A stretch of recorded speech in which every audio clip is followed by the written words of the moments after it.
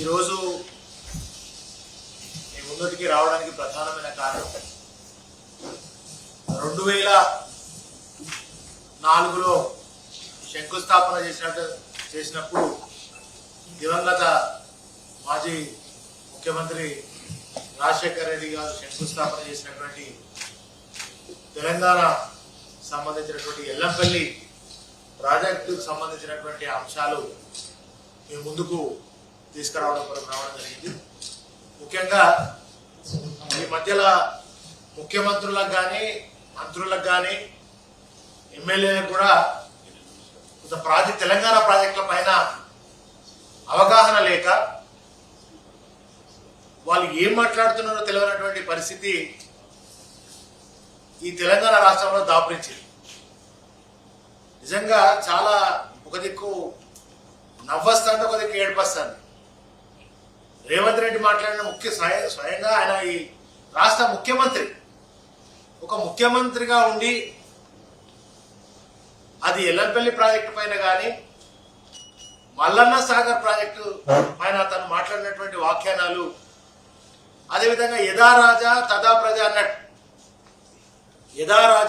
అన్నట్టు ఆయన కింద పనిచేసేటువంటి మరి మంత్రులు కావచ్చు, ఎమ్మెల్యేలు కావచ్చు, ఓ జోకర్ల లాగా, ఒక బ్రోకర్ల లాగా, ఒక బఫూన్ లాగా మాట్లాడుతూ ఉన్నారు. అంటే కనీసం ఒక ప్రెస్ మీట్కి వస్తున్నామన్నప్పుడు తెలంగాణ ప్రజలతో మాట్లాడుతున్నట్టు లెక్క. మరి ఏం మాట్లాడాలి, ఏం మాట్లాడద్దు, అసలు అది దాని పరిస్థితి ఏంది అనేది కూడా అవగాహన లేకుండా మాట్లాడుతున్నటువంటి సందర్భాన్ని నిన్న నేను పత్రికలలో, టీవీలలో చూడడం జరిగింది. చాలా బాధేసింది నిజంగా. అంటే రేవంత్ రెడ్డి గారికి తెలంగాణ ప్రాజెక్టుల మీద కానీ, తెలంగాణ ప్రజల ఈ ప్రాంతం పట్ల కానీ ఏమాత్రం సోయి లేదనేది పూర్తిగా అవగతం అవుతున్నది. నిజంగా బాధనిపించే అంశం ఏంటంటే, ఒక ముఖ్యమంత్రి, బాధ్యత గల ముఖ్యమంత్రి గారు ఆనాడు తెలంగాణ రాష్ట్రం ఏర్పడిన తర్వాత ఆయన ఎమ్మెల్యేగా కొనసాగుతున్న సందర్భంలో మాట్లాడినటువంటి మాట ఒకటి చూద్దాం.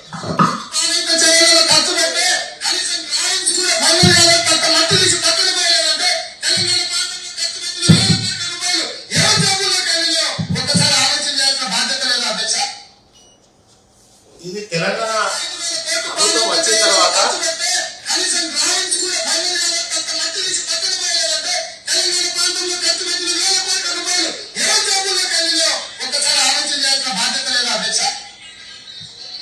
ఇదే సందర్భంలో రేవంత్ రెడ్డి గారు మొన్న రీసెంట్లీ ఒక సభలో మాట్లాడుతున్నటువంటి మాటలు చూద్దాం.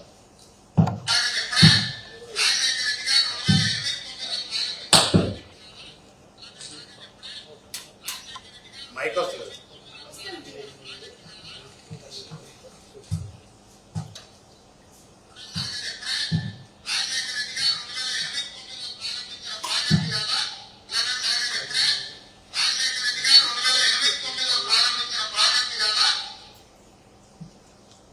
నవ్వాలా ఏడవాలని అర్థమైంది.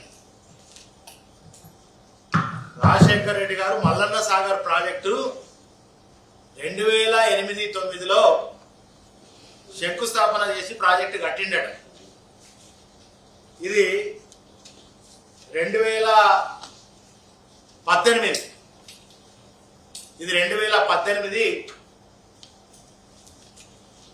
ఇదే రేవంత్ రెడ్డి గారు ఆనాడు కార్యనిర్వాహక అధ్యక్షుడు ఏ పార్టీలు అంటే టీడీపీ పార్టీలు. ఇది మల్లన్న సాగర్ ప్రాజెక్ట్ 48 గంటల ఒక దీక్ష చేసినాడు. దానికి ఏం కలపాలి, ఎవరికేమి ఇవ్వాలి, ఆ భూ నిర్వాసితులకి భూమి కింద భూమి ఇవ్వాలి, ఉపాధి కల్పించాలి, ఎస్సీ ఎస్టీలకు ఇంకా ఇది ఇవ్వాలి, అది ఇవ్వాలని ఇది 2018లో రేవంత్ రెడ్డి గారు స్వయంగా దీక్ష చేసినటువంటిది. ఇది ఎక్కడి నుంచి మనం చూస్తామంటే మల్లన్న సాగర్ ప్రాజెక్టు కానే ఆ గ్రామం పేరేంటంటే ఏలేటి. ఈ భూమి ఉపాధి కల్పించాలి ప్రభుత్వాన్ని డిమాండ్ చేస్తూ ఎస్సీ ఎస్టీ కుటుంబాలకు ప్రాజెక్టు కింద 2 ఎకరాల సాగు భూమి ఇవ్వాలని ఆయన దీక్ష చేశాడు. ఏలేటి గడ్డ కిష్టాపూర్ అనేటువంటి ఆ ప్రాంతంలో ఇంకా ఈయననే రేవంత్ రెడ్డి గారే స్వయంగా మరి ధర్నా చేసినటువంటి ఆ దాన్ని ఇది సజీవ సాక్ష్యం. ఇది ఈయన చేసిందే. మరి ముఖ్యమంత్రిగా అయిన తర్వాత, ముఖ్యమంత్రిగా గెలిచిన తర్వాత దాదాపు సంవత్సరం అవుతున్నటువంటి ఈ సందర్భంలో 2008-9లో ఇప్పుడే మీరు తను మాట్లాడిన లైవ్ విన్నారు. నేను పుట్టించింది కాదు, నేను క్రియేట్ చేసినటువంటి అంశం అసలే కాదు. రీసెంట్లీ తను ఎక్కడో ఓ కార్యక్రమంలో 4 రోజుల కింద మాట్లాడినటువంటి రేవంత్ రెడ్డి గారు స్వయంగా మాట్లాడినటువంటి మాటలు మనం విన్నాం. 2008-9లో దివంగత మాజీ ముఖ్యమంత్రి రాజశేఖర రెడ్డి గారు మల్లన్న సాగర్ ప్రాజెక్టు కట్టిండు.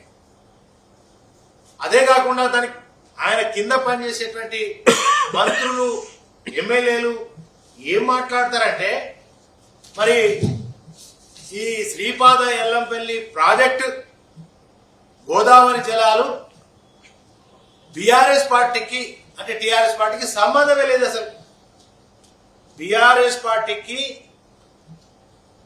ఎల్లంపల్లి ప్రాజెక్టుకు ఆ ప్రభుత్వానికి, కేసీఆర్ గారి ప్రభుత్వానికి అసలు సంబంధమే లేదు అని కొంతమంది ఎమ్మెల్యేలు వాళ్ళు వీళ్ళు మాట్లాడుతుంటే నేను నిన్న పేపర్లలో చూసిన. అసలు ఈ యొక్క ఎల్లంపల్లి ప్రాజెక్టు ఎప్పుడు ప్రారంభమైంది, శంకుస్థాపన ఎవరు చేసిండ్రు, ఎప్పుడు చేసిండ్రు? 2004లో దానికి భూమి పూజ జరిగింది. మరి 2014 దాకా కట్టని అసమర్థ ప్రభుత్వం ఏది? 2014 దాకా మీరే ఈ రాష్ట్రాన్ని, అప్పుడు సమైక్య రాష్ట్రాన్ని పాలించింది ఈ కాంగ్రెస్ ప్రభుత్వమే కదా. 10 ఏళ్ల పాటు ఎల్లంపల్లి ప్రాజెక్టును పండబెట్టిన గనులు ఎవరు? అప్పుడు ఏ పార్టీ ప్రభుత్వాన్ని శాసిస్తుంది?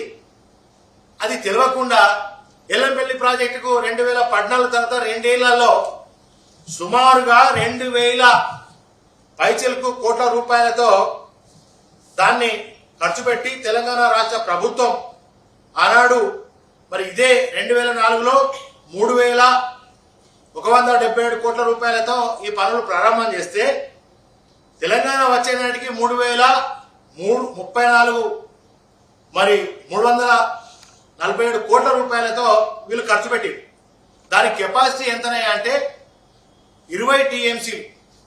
మరి ఆ 20 టీఎంసీలు ఎక్కడెక్కడికి తాగునీరు, ఎక్కడెక్కడికి సాగునీరు అనేది వాళ్ళు ఒక నిర్ణయం చేసి రానాడు.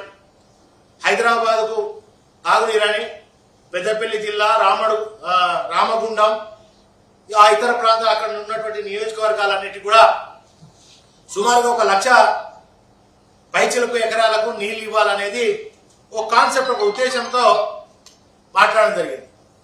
మరి ఇవాళ ఏదైతే శ్రీపాద ఎల్లంపల్లి మేమే కట్టినాం, మేమే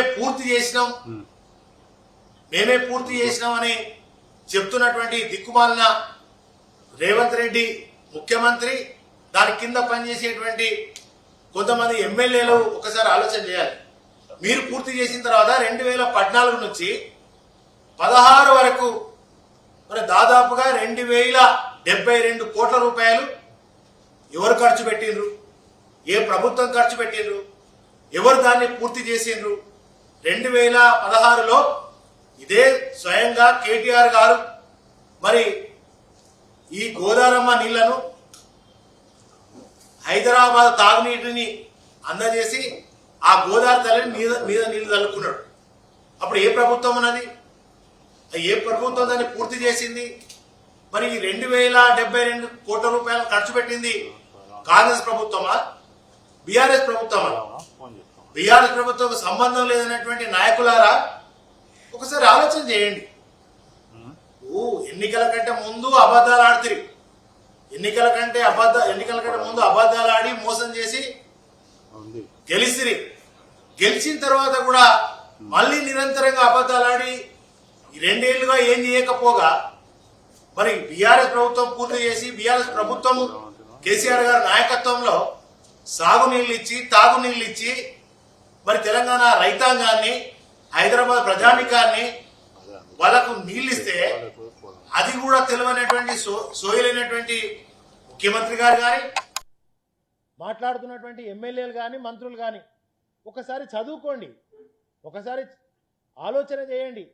మరి మీరు పూర్తి చేస్తే 2014 లోపు ఎల్లంపల్లిని పూర్తి చేస్తే నీళ్ళు ఎందుకు ఇయ్యలే, తాగునీళ్ళు ఎందుకు ఇయ్యలే, సాగు చేసుకునే నీళ్ళు ఎందుకు ఇయ్యలే, ఈ తాగునీరును హైదరాబాద్కు ఎందుకు పంపించలే అంటే ఇవన్నీ అనాలోచితమైన అర్ధరహితమైనటువంటి అవగాహన లేక సోయి లేక కనీసం ప్రిపేర్ అయి ఏది ఆ ఎల్లంపల్లి ప్రాజెక్టు గురించి కొద్దిగా ప్రిపేర్ అయి ఎవరు రాసిస్తే అది మాట్లాడు.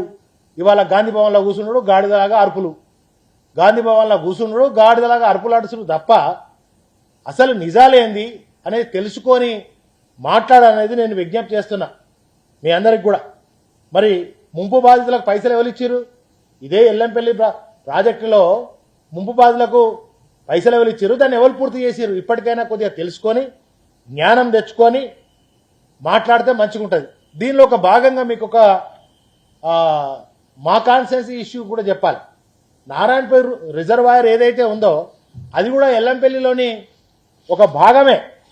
మరి అది ఎవరు పూర్తి చేసారు? మా ప్రభుత్వం కేసీఆర్ గారి నాయకత్వంలో మా నీళ్లు నిధులు నియామకాలనే కాన్సెప్టే తెలంగాణ తెచ్చిందే దాని కొరకు. కనుక కేసీఆర్ గారు ముఖ్యమంత్రి అయిన తర్వాత ఈ యొక్క ప్రాజెక్ట్ని పూర్తి చేసి 2016లో ఈ ప్రాజెక్టును తెలంగాణ ప్రజానికానికి మరి రైతాంగానికి అందించినాం. ఈ ఎల్లంపల్లి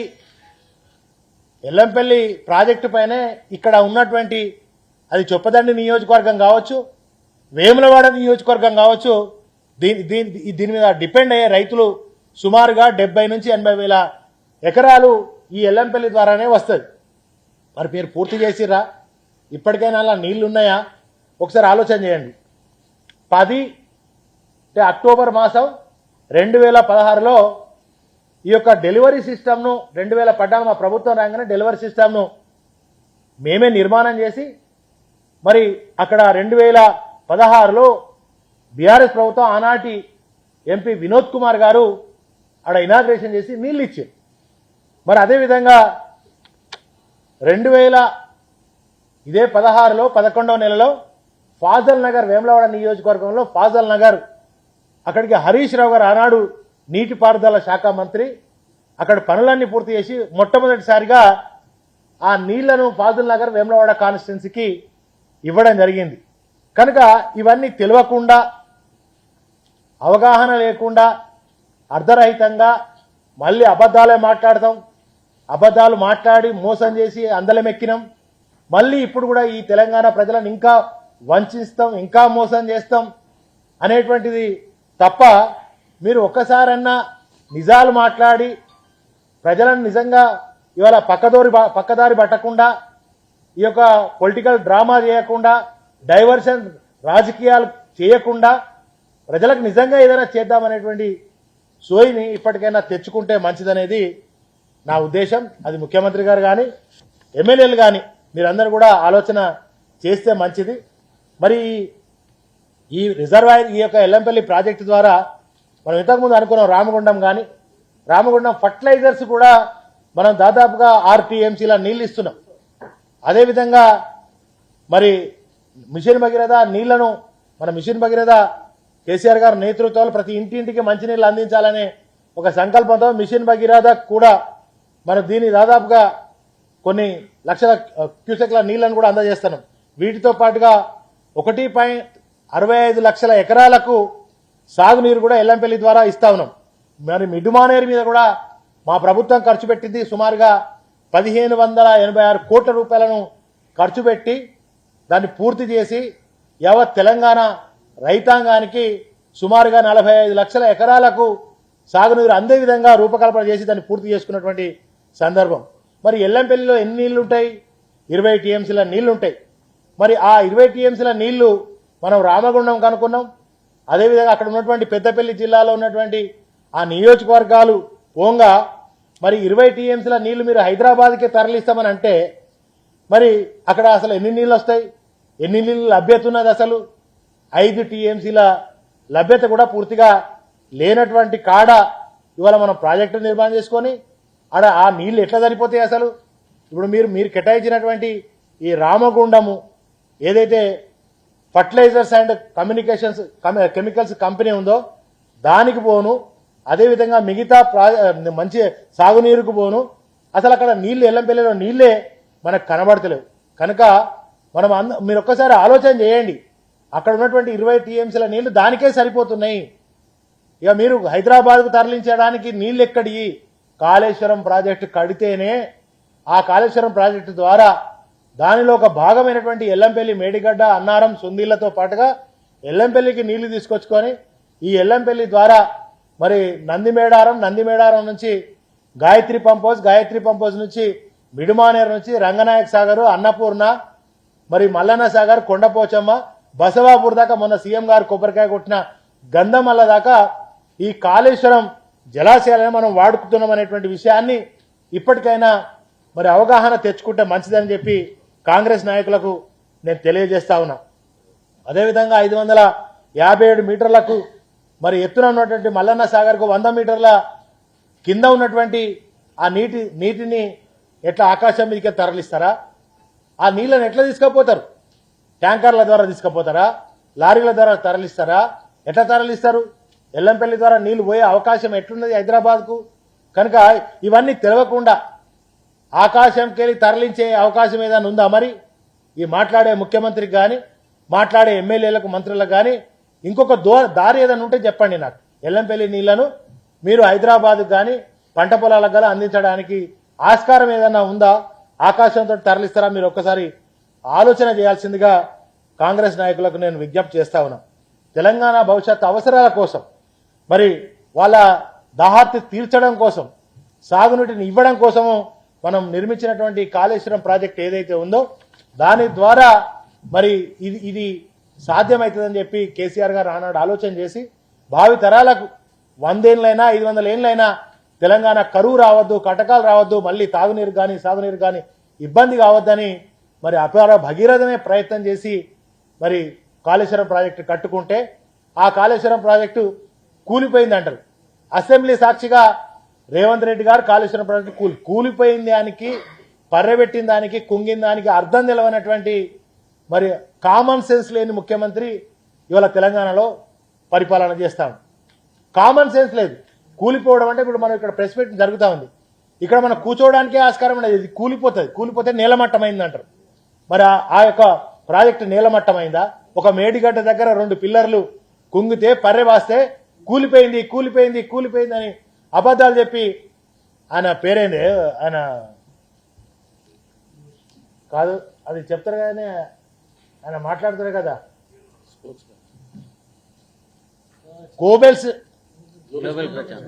గోబెల్ ప్రచారమే.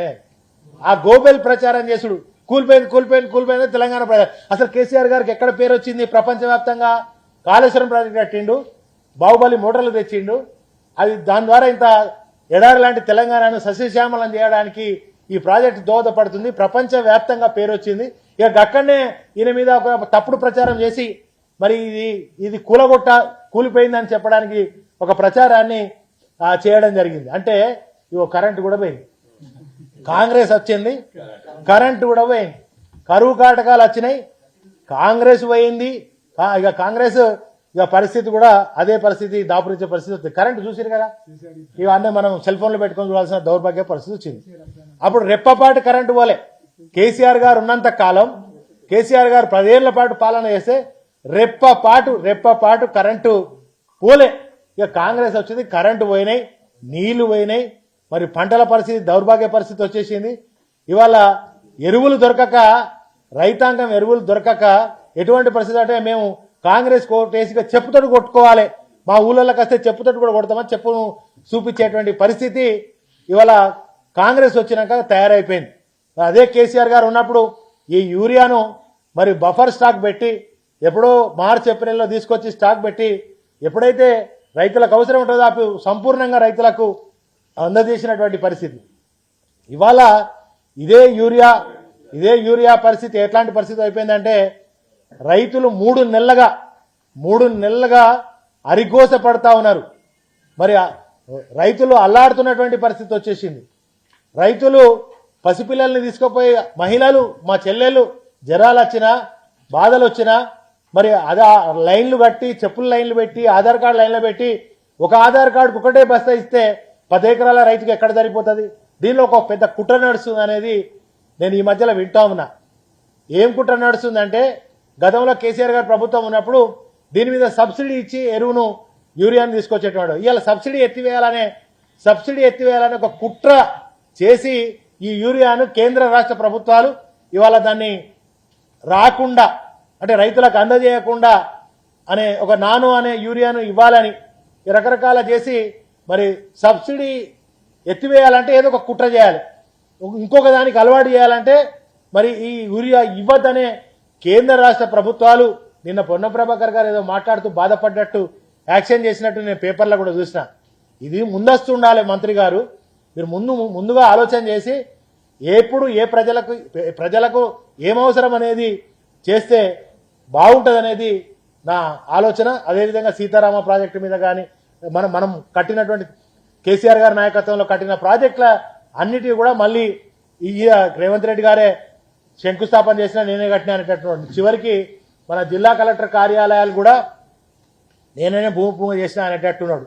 మన అంబేద్కర్ 125 అడుగుల అంబేద్కర్ విగ్రహాన్ని కూడా రేపు పొద్దుగాల నేనే దానికి భూమి పూజ చేసి నిర్మాణం చేసినట్టు, ఇవాళ కూర్చుంటున్నటువంటి సెక్రటరేట్ కూడా నేనే కట్టినా అనేటట్టున్నాడు ఇక భవిష్యత్తులో. ఎందుకంటే తెలంగాణ తల్లిని మార్చేసిండు కనుక ఇక ఇట్లాంటివన్నీ కూడా ఇది రేవంత్ రెడ్డికి సాధ్యం కనుక మరి ఇలా మాట్లాడుతున్నటువంటి మేధావులు ఎవరైతే ఉన్నారో అపర మేధావులు మీరు ఒకసారి ఆలోచన చేయండి. ఎవరి హయాంలో సరే మీ హయాంలో మేము కాదంటలేం, మీ హయాంలో శంకుస్థాపన చేసి మేము కాదంటలేం, కానీ పూర్తి చేసింది మేమనేటువంటి విషయాన్ని గ్రహించండి మేధావులారా, కాంగ్రెస్ మేధావులారా. ఒకసారి దీన్ని ఆలోచన చేయండి, నిజాలు మాట్లాడండి. ఇప్పటికైనా 2 ఏళ్ళు అయిపోయింది, ఇంకేం చేస్తారు?